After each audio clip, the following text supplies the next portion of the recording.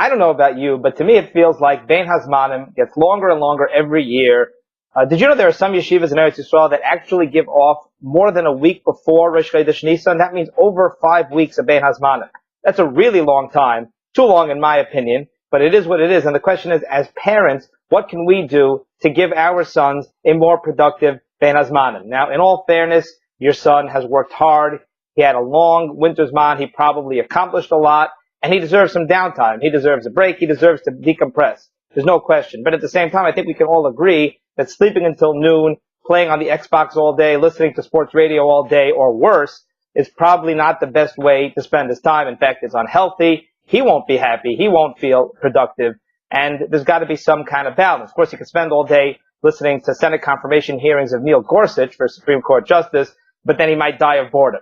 So the question is, what can we do? We don't want to pressure our kids too much. We want to give them that breathing room, that space. But at the same time, if we can come up with strategic ways and positive ways to kind of encourage them and incentivize them to go to the Beis Medrash and to do productive things with their Bein Hazmanim, it would certainly be best for them and be best for us all. So what are some thoughts? What are some ideas? Now, what I'm going to share are just my personal ideas. I'm just trying to start a conversation. I'd love to hear your ideas. And there's no right or wrong here. There are a lot of different approaches. But here are some thoughts. One idea, and probably the best way if you want your son to go to the Beis Medrash, is to go with him and to offer to learn with your son. Hey, son, you want to Kaish Shlomi? Want to come with me to the Beis Medrash? Let's go learn for a couple of hours. Now, he might not show it, but in most cases, your son's going to be thrilled. He's going to play it cool. Hey, you want to learn? Okay, let's go learn. But deep down, he's going to feel special. Your son looks up to you. He idolizes you. And believe it or not, he really, really cherishes that time. If you want to spend time with him, hey, my father wants to spend time learning with me, nothing could be more thrilling, nothing could be more exciting. Again, every personal, unique case is different, so I can't speak for every scenario. But in general, I think that that's really true. And there's something, a trap we fall into that I like to call convenient anivus, where we convince ourselves that, what am I? I'm really nothing special. And Rav Moshe, actually, in Darash Moshe, Rav Moshe Feinstein talks about this in the beginning of Parshas Ki Sisa, this concept. And we do this a lot in life. There's a chayla Rahman al who's sick. What can I really do to help them? Or there's something in the community that needs to get done, a certain cause. What can I do? I'm just a regular Joe. My involvement won't help. And sometimes it's true, very often it's not, but it's very convenient because it takes the achrayus off of our shoulders. So you have to recognize if your son don't have that convenient anivus, and recognize that you're his father and he looks up to you. And even though he doesn't show it, he'll feel very special to have that attention and to have that time and to have that opportunity to learn with you. Another idea is if your son uses devices, and that's a conversation for another time, but if he is using devices, incentivize him. Say, hey, for every hour that you learn in Beis Medrash, you get 2 hours on the device. Who could argue with that? And along these lines is a third idea, which is don't let your son just use devices or use other electronics rampantly. Make it structured.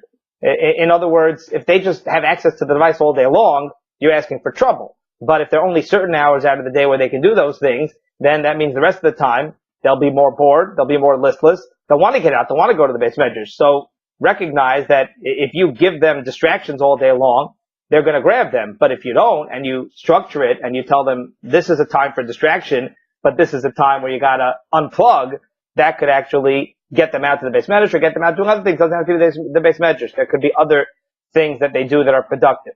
And even if they're not learning at all, there are other ways to spend your time productively. Let's say you run errands, you go shopping for Pesach, you do other things, you have to do hopefully productive things.